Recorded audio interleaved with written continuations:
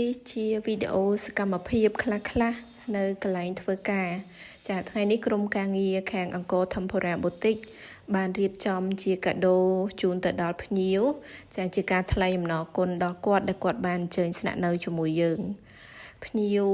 គាត់អញ្ជើញស្នាក់នៅយូរមែនទែនចារយៈពេលចូលជិត1ខែដែរជាមួយនឹងខេត្តសៀមរាបយើងនេះគាត់និយាយថាគាត់ចូលចិត្តខេត្តសៀមរាបប្រទេសកម្ពុជាខ្លាំង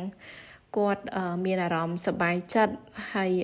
សុវត្ថិភាពដែលគាត់ស្នាក់នៅទឹកដីប្រទេសកម្ពុជាយើង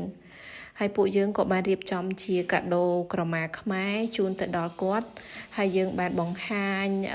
ពីអត្តសញ្ញាណរបស់យើងថាក្រមាខ្មែររបស់យើងធ្វើដោយដៃធ្វើដោយកូនខ្មែរហើយមាន logo សម្គាល់ជាទង់ជាតិកម្ពុជានៅលើនឹងទៀតចាជាការចងចាំដ៏ល្អឲ្យគាត់នឹកឃើញដល់អនុស្សាវរីយ៍ដែលគាត់មានជាមួយនឹងប្រទេសកម្ពុជាយើងហើយគាត់សន្យាថាគាត់នឹងត្រឡប់មកវិញនៅឆ្នាំក្រោយទៀត